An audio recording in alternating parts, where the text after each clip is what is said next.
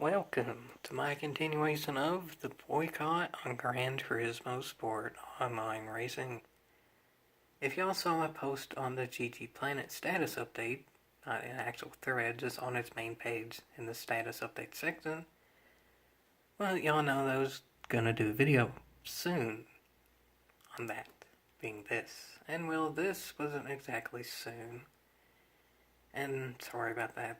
Yeah, I was hoping to get this video out about 2 days ago, but then an Arctic vortex, polar vortex, whatever that's called, hit, and it was looking like that a lot of people were calling that to hit the Midwest.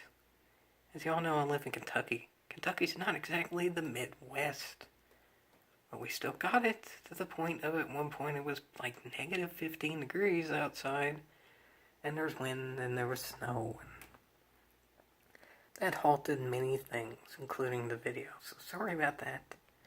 But later on, I'll get to a point in which maybe, just maybe, halting about talking on boycotts may be a good thing.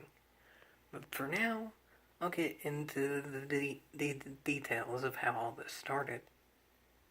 How the boycott started, again, I'll get to after I say this. In between the last boycott and the starting of this boycott, well, in the first boycott I said that I would end the boycott if BD changed stuff like the physics and the communications and this overall penalty system, and they kind of sort of did that.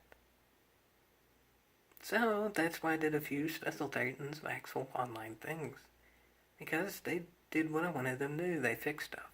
Did they fix it well? Not really, but they fixed it, so at that point I wasn't necessarily boycotting. But the game also wasn't quite good enough where I really felt like playing it at a consistent basis either.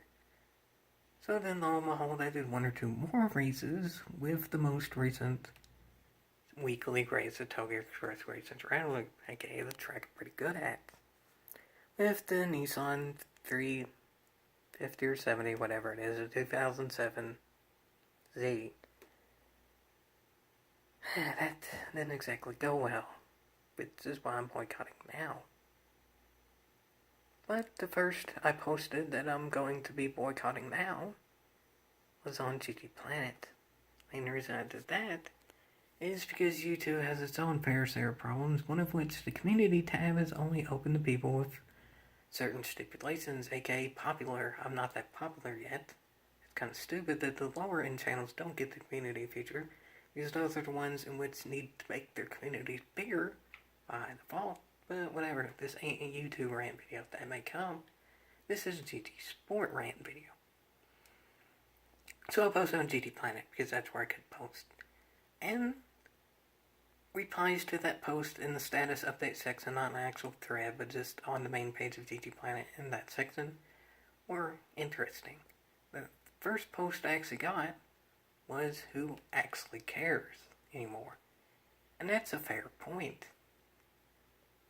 It's pretty obvious PD doesn't care that much anymore. They've done some things, but they didn't exactly do them well. And they still haven't done a lot of other things as well. They maybe at least acknowledged in terms of fixing it or saying it or whatever, maybe 25% of what I brought up in the span of the 3 videos before the boycott. It's enough for me to at least acknowledge it back, played a bit more, but not enough to play it consistently.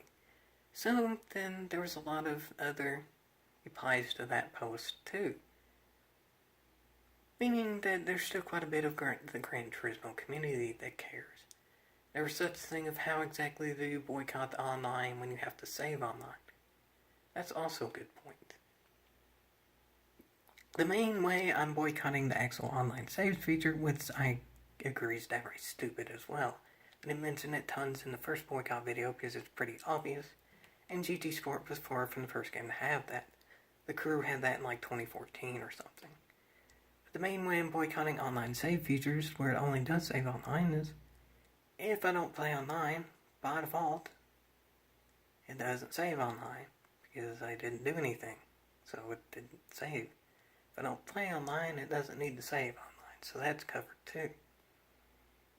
But ultimately, the reason that I brought up the whole GT Planet thing to begin with is mainly of who actually cares about boycotting GG Sport anymore. Because what has the boycott actually done in the first place? The original post to my reply didn't actually say that part. What has happened actually since the original boycott. But that's more of what I'll analyze here. Because, is there really a point in caring if not all that much has been done? To be honest, it's kind of hard to say. Some stuff has been done. There's new physics now. There's somewhat of a different penalty system now. And there's other minor changes too. So, PD seems to at least not completely uncare, but they could be caring a lot more. The Gran Turismo community does seem to be caring, but there's not as much of the community anymore. This view of the game's gradually getting older, so the community gradually goes away over time. That's sort of by default. So, well, now I'll get into the actual issue of why I'm boycotting here. With real-time footage that I'm starting now. Keep that in mind. Starting it now. Gran Turismo Sport has been around now for about a year and a half or so. It has always been an online save-only game. And that's definitely worth boycotting, but it wasn't the only one. There's also been the messed up penalty system. This game is pretty much the only game with that is available to the general public. There's also iRacing, but that's pretty much a pay-to-play game. It's not just one-time purchase. I'm not going to say anything more about the penalty system right now. That's my first video. But to who actually cares about other issues of the game? Well, I would say everyone at least cares somewhat of if they can physically play the game. That's a pretty important one right there, if you can play the game. That's kind of the general consensus of anyone is the game playable? That's kind of a fair thing people think about. And this particular thing I'm showing in this boycott shows that, well, the game exactly ain't playable right now. Granted, this is one isolated incident, but this is probably one incident that just straight up shouldn't happen.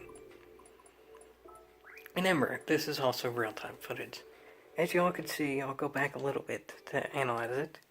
This is now to the main screen getting ready for a weekly race. It's to the main screen now for a few seconds. I just go on track practice for a bit. I waited 3 or 4 seconds before I actually pressed the button to enter the track, just to let everything load in a good way so nothing lags or all that. It seems a fair enough amount of time to wait after it goes to this menu. But lo and behold, I'm not going on track. Maybe it's just taking a bit to load. Fair enough, I don't have the best internet in the wait a minute. I said I don't have the best internet in the world, but I mean, holy snikes, look at that, folks. 5 bars, and it's still not loading. Everyone in the room at least has decent internet. Not loading. I'll be honest, there's other people typing here, but I myself did not try to type. Maybe I should have probably done that in hindsight, but we're not to the hindsight point yet. For now, I'm just waiting for it to go on track. I can hear at least one other car on track, but honestly, that's the only thing I hear is maybe one other car on track. That's sort of a red flag to begin with, because generally at least half the field on average will go out on the track and practice, it seems like. Only hearing one car and not exactly loading me in after pressing it pretty quickly on is a bad start. But now it's starting the race. If everything loads to the race itself, I don't really care if the room started too badly. If the race starts fine, no big deal. I don't necessarily have to practice for this particular race. I could get into the field matching. That it's not exactly the dandiest, but that also might just be the player base now. It might not be enough A to A plus drivers to spread around now. It's sad to say, but for Daily Race A, that may be true. For weekly race, that's even more true because there's less motivation to play day to day on a weekly race. But I'm not getting into that. What I am getting into as well the race. Hopefully. Hopefully. Hopefully. Hopefully. Doubtfully. Extremely doubtfully. At this point, it looks like I'm pretty much gonna need a miracle to be able to get in the race. Wow, PD. Wow. Just brilliant. Every cotton picking driver in the room lagged out. There's proof. Apparently, there was only one car on track at any given point. I didn't try to type because I wasn't really thinking that far ahead at this point. Maybe I should have tried to type to see if it actually let me do it or not. Because maybe that would depend if it was my own error or the error of the entire server, meaning everyone lagged out, or if it was me and it sold it like everyone lagged out. But from what I can tell, it was everyone. Because, well, just that. That seems like a good enough proof to me. Everyone else left, so either PD's lying about this, or PD's just outright broken the server on my end. I don't know. I still was connected to the server, but yet I lagged out. And my best judgment is everyone else lagged out too. Yeah, this is annoying, but this isn't the end-all be-all most annoying point. The most annoying point of this, and I will link it in the description, y'all can check it for yourselves, is my total amount of driver rating and sportsmanship rating. Both of those, I actually got up to 60,299 out of 99. At one point it was as low as 58,000, about roundabout, when I started the boycott. But through PD actually improving things very gradually and at a slower rate than I would have liked, but at least they did, I was able to get it up to 60,000. Yay! This one race that PD messed up their servers on made me lower by about 200 points than I've ever been in driver rating since the boycott. And when the boycott started, that was lower than I've been in driver rating since maybe 5 or 6 months after the game came out. Okay, there was probably a 6-month period in which I was roughly between 59,000 and 72,000 driver rating points. All of which was going lower. Like at one point at 62,000 and almost every day gradually got lower and lower because of BS's like this or other things I've sold in the past. But now I'm showing this as my main reason for boycotting. Not even just a lag out. Not even just a whole room lagging out. Granted, I would mention that, but I wouldn't make it its own video. The icing on the cake is they penalized me for their own mistake. If you've been around my channel long enough, y'all know that's the end-all be-all thing that makes me quit in general, is when they penalize me for their own mistake. I had no control over this whatsoever. I did everything in my power that I could. I loaded into the room perfectly fine. I have a 5-bar connection. And I waited a few seconds to even go on track to make sure everything loads. But no, I as well as everyone else in the room get screwed over because of PD servers. It seems like a good enough reason as anything to continue the boycott. If you cannot physically play the game, and this is proof that I cannot physically play the game, especially online, I see no point in playing GG Sport Online, because, well, I can't. And this is proof. If you cannot physically play Gran Turismo Sport Online, I may as well boycott Gran Turismo Sport Online. But here's to the point of where I kind of made at the beginning. of who actually cares anymore. That's hard to say. As I, at this point, apparently cannot even physically play. So why should I necessarily care about boycotting it if I can't play to begin with? No matter what, I'm pretty much forced to boycott it, given that PD won't let me connect to the server. Well, that's the thing. It's hard to care if there's no point in caring. I think PD has that same reasoning at this point. PD has no real reason to care. I've made a video on that before too. PD's kind of sort of given up on GT Sport more than just kind of what they're expected to do, given they've already said they're going to do updates and stuff adding cars. And they've already said they're going to update physics and stuff to make it more realistic. They pretty much have to do that because they've already said they've done it. And all their shareholders, such as Red Bull and FIA and all that, are all but forcing them to do this. It's pretty obvious. Especially on the FIA side of it. But beyond that, they don't care at all. They're just focused on the next game at this point because, well, GT Sport is pretty much done selling copies. Why should PD care anymore? They don't have that much of a reason to, especially when people in general have kind of stopped caring. It's pretty sad when the fan base in general is starting to not care. Granted, as I initially said too, there were many replies to my initial post about this, wondering about specific stuff with boycott. Meaning there are people out there who do care about the general situation of the boycott. I don't even think it's as much them caring about why I'm boycotting the specifics as much as should there even be a care to boycott in the first place. So this leads me to my final point of this.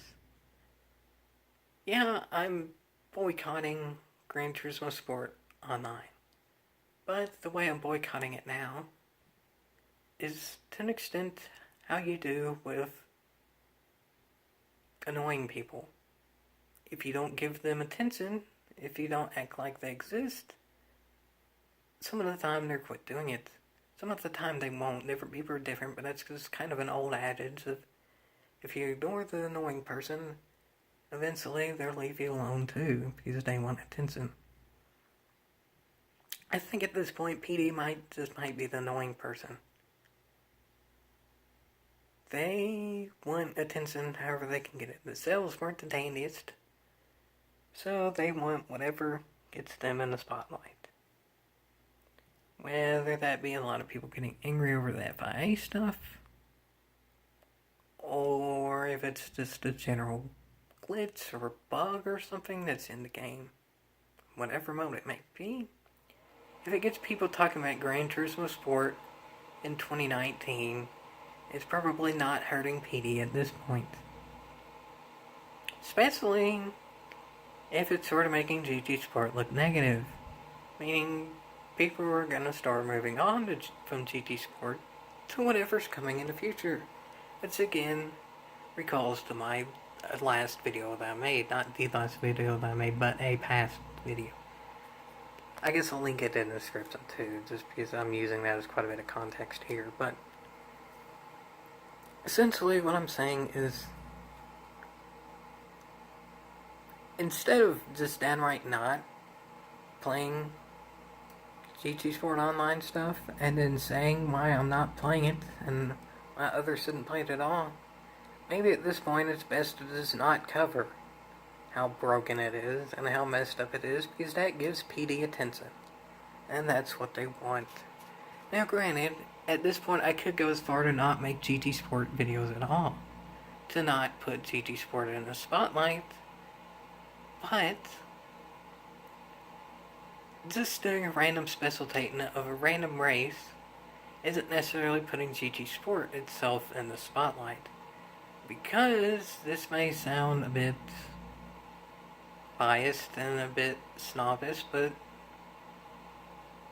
a lot of people can do their own bits on GT Sport races. Many people have live commentaries of races. Many people have edited stuff of races. That's not necessarily a new thing. But if a new glitch happens to come along, everybody's going to start talking about it at once. It's not going to be just a specific fun race. It's just going to be that new glitch that everyone found and a lot of people were annoyed with and a lot of people mentioned it at once, having the overall talk of Gran Turismo Sport spike up. If it stays at a neutral level of just a consistent video not about a specific glitch or something, of just a general race instead, it's not really gonna help PD any because, well, they've always had that. Gran Turismo's been covered on the internet now for, GT Planet started in 2001. So ultimately don't think stopping Gran Turismo Sport videos in general is gonna help more than just stopping the negative stuff. Because think about it this way. If you stop acknowledging an annoying person being annoying, they'll quit doing stuff. But if you completely don't even acknowledge an annoying person's existence, even when they're not being annoying, such as if they do something right, still not care, or if they actually make an effort to be less annoying, still not care, it's not really going to give them any motivation. Meaning, if we just ignore PD's annoying glitches and stuff, but then just continue on like PD's a normal person, a normal company, not an annoying person, not an annoying company, maybe this in general will stop. I know that might not be the best reference in the world, because nowadays there's tons of statistics and math and stuff that may counteract the general if you ignore someone, they go away thing. And I'm sure there is. But think about this. EA. We all know they're pretty cotton-picking and annoying. I don't even think I have to give examples there. A lot of people are still covering EA being annoying. EA's been annoying with stuff, microtransactions and glitches and stuff that sounds a lot like PD has gotten recently. But EA has been covered in that aspect for a long time.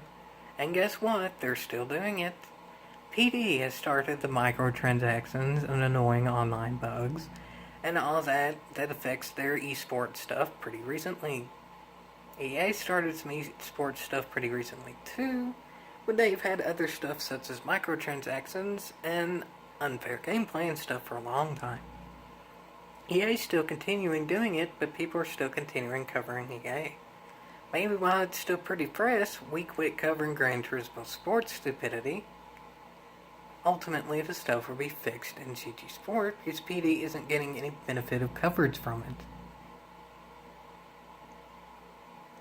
Yeah, not all the time any publicity is good publicity, but we've tried the other route. We've tried covering it and ranting about it in many different ways, not just videos, posts and forums, post on the actual PlayStation forums. There was actually a GT Academy champion, like I mentioned in the other video, who actually boycotted it for a while, and it's still the same stuff is happening. It's still broken, it's still glitchy, the penalty system still's not all that good. So, I'm just gonna try not covering it as much now. As something is in dire need of mentioning to the point of it cannot physically continue for everyone or something, I guess we're all just sort of have to mention it because it may get to that point. One of those points being, let's say GT Sport Online ends in 2020 or something. That's something that's going to have to be downright mentioned because once the online ends, you cannot physically play the game. And if the next Gran Turismo game is on the PS5, and it may very well be at this point, especially if the PS5 comes out in 2020, then that means we're forced to buy the new system pretty much immediately. But something beyond that, or something close to it, I just don't think I'm necessarily going to cover the negatives all that much anymore. For now.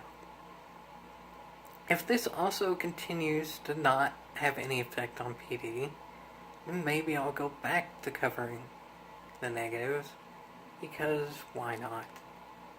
It's a controversial issue, but at least it is an interesting issue. At least it gets a lot of people talking about it. But for now, maybe just maybe not talking about it as much is not a bad thing. Maybe a bit of a delay on making this video wasn't such a bad thing either, because ultimately that was that much time not talking about it. And you know what? I'll end this video with some proof of even giving it coverage and stuff doesn't affect it with many other games. NBA 2K. I'm done playing it completely, so by default I'm not covering it anymore. But yet all this stuff still continues.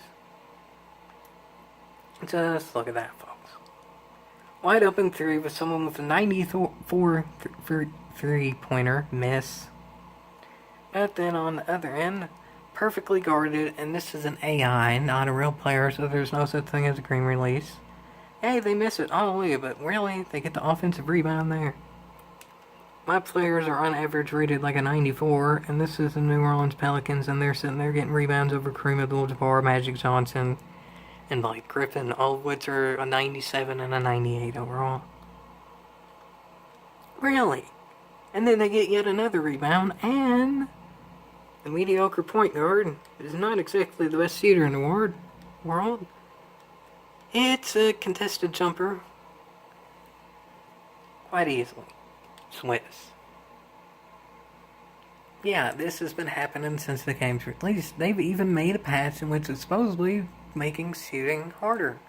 This does not exactly show that, but I'm not playing the game in general, so I'm not going to cover it. Even a more drastic example? Burnout Paradise, which yes is EA, but this game is also over 11 years old now. It still has its fair share of stuff too, not as mentioned as much. But there's still some downright broken stuff in the game too. One of which is the AI will cause traffic to do some stupid things. Stuff that the player doesn't make traffic do. AKA, up here, the AI is a bit in front of me. It passes the car, it's not even all that close to hitting it, it's in the complete other lane than the car is in. It's probably 2 feet away from that car, but yet that makes the pedestrian car spin out completely in front of me with literally no time for me to react. Like, as y'all can see, I had my car angled to the point of I was going to be in the same lane as the car that I'm competing against was at the particular point once it passed AI. But because the AI turned, with JK making its car wider at the point in which I was going, I clipped it, meaning I completely wreck and lose the race because of what the opponent did to the pedestrian car. I had no control for that. I couldn't change the outcome of that because it was too late for me too. Burnout Paradise, an 11-year-old game. Still, it's pretty hard to even physically play because randomized traffic. Has it been changed? No. And this is EA. Again, the company that brought up because they've been mentioned of a lot of BS for about 11 years or so. They haven't changed anything. They're still being mentioned now. So maybe, just maybe, if we stop mentioning what's going on with PD, they'll go ahead and fix the stuff because they're not getting attention because of it. We may as well start now, because if we give it too long of a point, PD may become EA, and we definitely don't want that. The AI wrecks causing traffic to be directly in my way. The AI wrecked, aka I ought to be able to pass them because I didn't, but no, they wrecked to the point in which I'm required to wreck. I had nothing I could do there. And then to add insult to injury, the AI respawns in a perfect place to then wreck me again. The AI that wrecked to begin with, that I had no control over, and somehow or another that still counts as a takedown for the AI when the AI themselves wreck yet again. Burnout Paradise, an EA game made 11 years ago, still has problems. EA games today still have problems. Let's stop PD games from having problems by just not covering the problems. Don't give the annoying kid acknowledgement. don't give the annoying company acknowledgement. Let's see if this works, folks. I can only hope it does. If not, well, I'll be back. But hopefully I don't have to be back. The next video about the boycott will be the boycott ending because PD doing something good. Or if PD does something bad to the point of I have to come back, or it's been way too long and I haven't done anything.